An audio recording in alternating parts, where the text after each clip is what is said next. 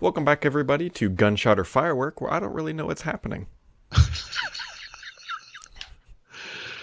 Yes, we came home to find my dog cowering on the floor. We live in a firework-friendly state.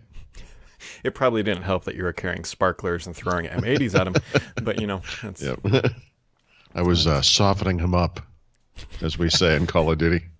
I'll tell you what, you need to start playing PUBG. I think you'd really like it. It's this last patch has made it a lot better. Still not perfect, but On the Xbox. mhm. Okay. They really I'll look at it. improved the frame rate in about, I'd say, like the first 2 minutes of the game. Right when you land, it used to be really really bad, and now Yeah. they've made it a lot better. And I like the way it looks. I mean, coming from Call of Duty, it's got that kind of realistic world mhm. vibe to it. I do like the look of it. The key, though, and I would be willing to put my sanity on the line, is you got to play with a group of people. That's what makes it. That's what makes it fun. Like, I was playing with a squad of four for, I don't know, Hmm. like 4 hours yesterday. My wife comes down. She's like, "What are you doing?" I'm like, I'm just trying to have some fun. Right. So yeah, good weekend, Paul. I saw you went to the Blue Mountain place, but it was not blue and or a mountain. It's a pretty winery. I couldn't take a picture of the mountain because they were having a private party up back, and yeah, we went to some wineries. We have some friends in town, so we're heading out to Amish land today. You should get these friends to play PUBG with you. Just it's better than the Amish. I don't know. Actually, you could get some fine furniture out there. We saw an Amish comic on Saturday night, I think. Please, Yeah, please go on. How does this work? it was actually really funny. He swears a lot. It's kind of not what you would expect from an Amish person. He said the quote that you would appreciate is that a golf course is nothing more than a waste of perfectly good farmland.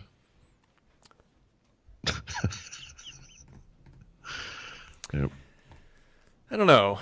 I barley or golf. It's like food or a game. Yeah, At least golf's not expensive. yeah. It's the best joke I've heard all day. The Yeah. only other good joke that I've heard all day, Paul, is that this thing is, according to Mary Jo Foley this morning, which was perfectly timed because I was talking to Tom Warren via the Skypes, and Mhm. we were both just chatting about it because whatever. And I was like, I wonder if they're going to ship this thing, actually, because I don't understand what they would do for it. And then Mary Jo, no joke, 2 minutes later publishes things as, hey, it's not actually going to come in this year because they're going to delay the bits that are actually needed to run this thing. Yeah, I get it. Like, I get why people are so excited about this in a way, but this device is pointless, and it's just going to go nowhere fast, just like everything else they do along these lines. There's no app ecosystem here. I And get we've it, talked but about this dozens of times, and this doesn't fall on deaf ears at Microsoft. They understand this too. You have a phone, you have a laptop.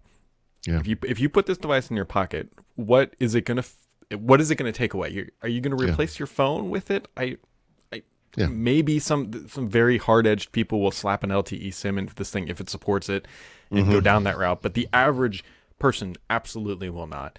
And it's not going to replace your laptop. It's too small. Typing on glass is terrible. And yeah. please don't even write me and say that you would carry a Bluetooth keyboard, because I will smack you with that Bluetooth keyboard, because that is the most absurd thing I've heard. Um, and Yeah, rude boy. so Yep. here's the only thing that gets a little dicey about this, Hmm. is that I've known from the emails that I've seen that Microsoft was pitching this to OEM partners. We've seen some prototypes from Intel out of that. Hmm. It's one thing if Microsoft just says, hey, you know what? We're not going to ship this thing. But they've also set their partners down a road of building out stuff, spending money on this. And Yep. they could still ship these things, but they're going to need the software bits, which are not apparently coming in RS5. So, Yeah. I mean, I think we're going to see some weird form factor devices over the next couple of years, regardless. Some of them may or may not look something like this. Different companies for sure. There's a lot of engineering dollars and resources that have to go into something like this. If you go back a couple of years to when HP introduced that Elite X3 phone, the Windows mobile mhm. phone, and I said to the guy, I mean, point blank, who was responsible for this product. Like I said, you got to be effing kidding me. Like, are you Yeah. out of your minds? But they tell me this to this day, that they had assurances from Microsoft about the platform and blah blah blah, whatever. And like, but how do you go into the world open-eyed and not understand that this thing was always going to fail? Mm-hmm. This new kind of thing, the reason it's going to fail is because it's a new kind of thing. If it was a kind of a PC, it sits into a more low volume part of the market, and lower sales would be far more acceptable. But when you think back to 2010 when Steve Jobs introduced the first iPad, and he said, we asked ourselves, is there room in the market for a third device? And at the time, it was something that would sit between the phone and the laptop. Now, they actually never made a great justification for the iPad, to be honest. Mm-hmm. And that was one of the criticisms I had at the time. Like, you asked yourself if you could sell another kind of hardware product. I mean, what's the point? It had to do certain things better than a laptop or a phone. And they talked about email and web browsing and so forth. And, we can debate whether or not that happened. But flash forward to today, and if you're asking yourself, we already have tablets now. Now, is there room in the market for a fourth device? Oh, and by the way, this device will have no apps. Like, it just doesn't make any sense. And so you kind of have to position it as a PC. And like you said, it's probably going to have phone capabilities. I'm sure they'll be SIM capable.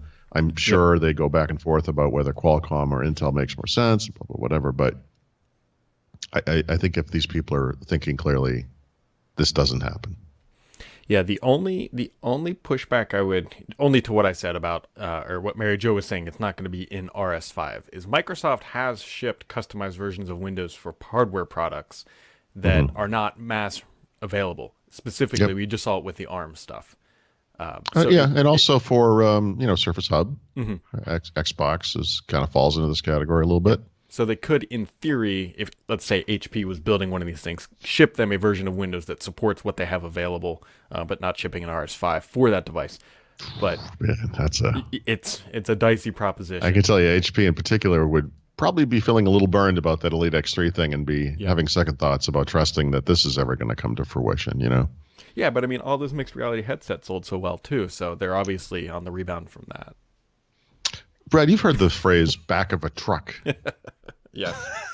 Oftentimes, when that phrase is used, it's used to describe things that fell off the back of a truck.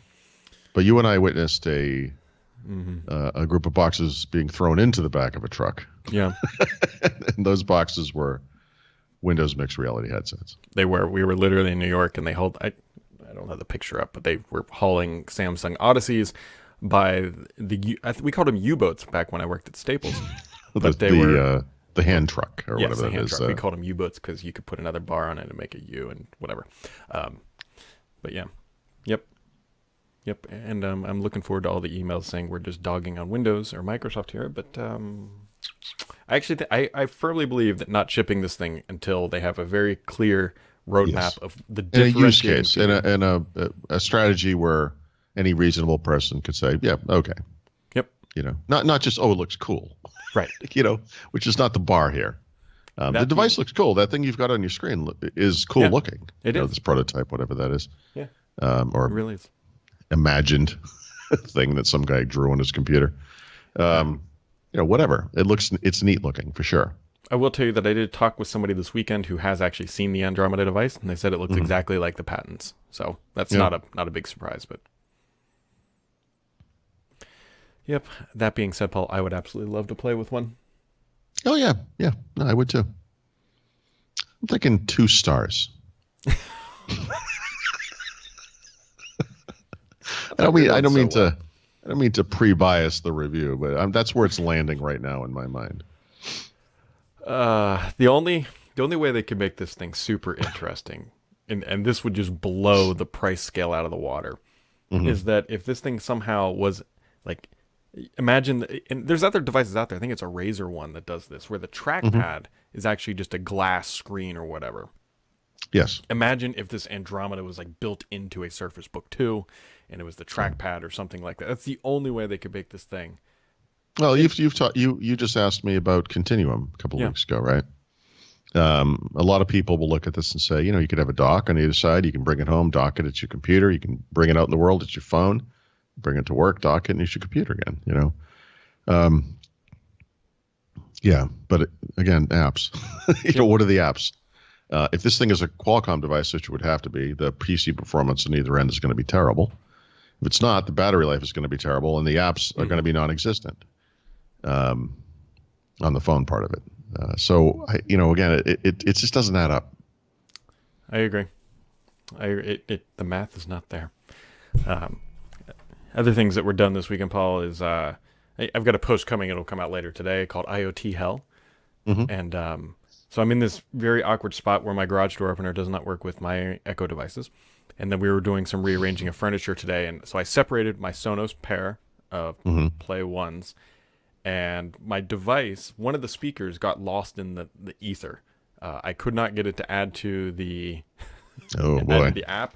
I Yep. reset it about 3 or 4 times. It would find it, add it, and then it would never play music.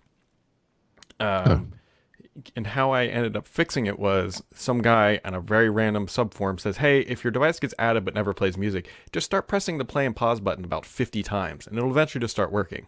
And it did, but it took me. Uh, why would anyone know that? I don't know, but it worked. It all started from it took me an hour to move a wireless speaker, which Yeah. is So yep. we had a conversation on Windows Weekly last Wednesday that kind of falls on these lines, which is, evaluating smart home technology and the ways in which you can, what might you add and what makes the most sense. And, it's basically the frustration you're seeing here is what I've experienced with everything. And, at some point, like the smartest thing to do is just not to do it. Yeah. I mean, you can pick and choose. There might be little areas where it makes sense to do something. We have some ambient light stuff that we all really like here, but smart lock. Imagine like the way technology works for me. I'd put smart locks in the house and I'd never be able to get in. I have to break a window to get into my own house. Yep. Like that's what this is what happens. We just this morning on Skype, we tried to start this podcast, and your screen was bright for some reason. Yep.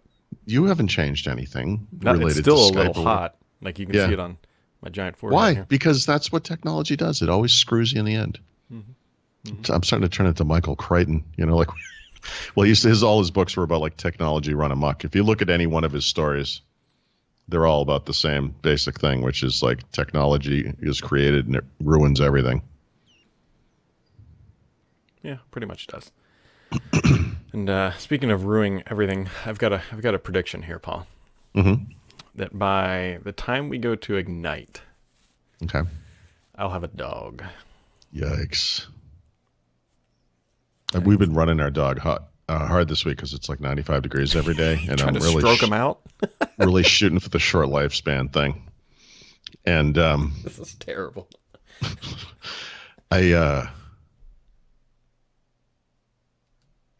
good luck. I guess. Well, you're younger. You have a young child. I have youthful knees. Is that what you were gonna say?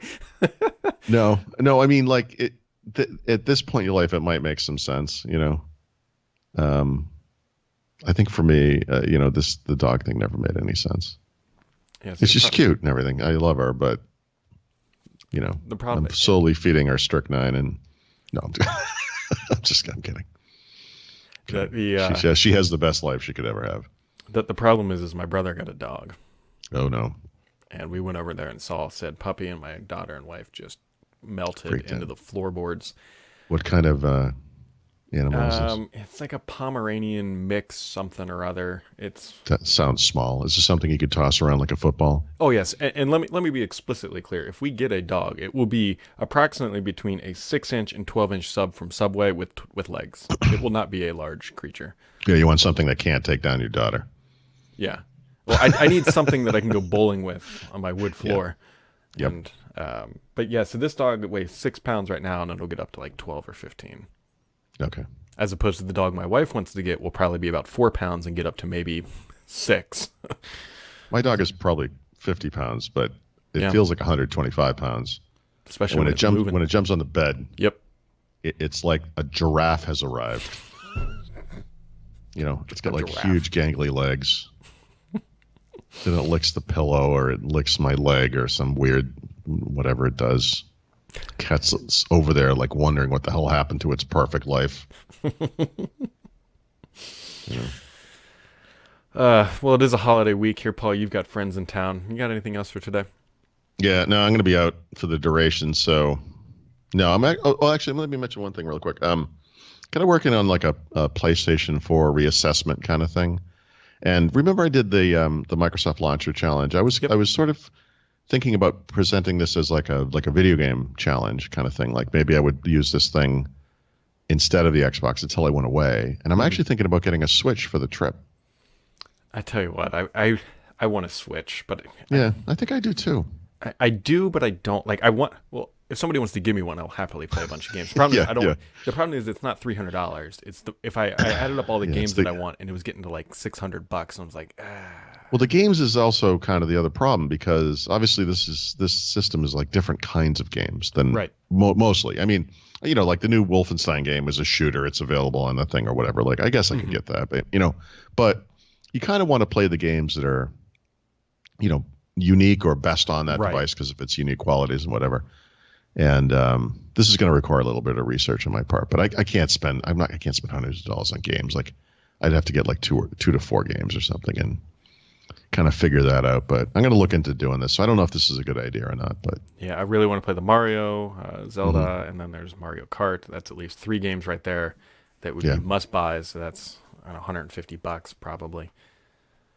yeah. The first thing I did was like, is Call of Duty on the Switch? No, it is not. That would be the dumbest reason to purchase it. No, it's not the reason to purchase it, but it's an Yeah. interesting comparison. Like I was just playing Call of Duty World at War on the PlayStation 4, and am struck by, and I just have the first generation unit, right? It's not the Hmm. Slim, it's not the Pro.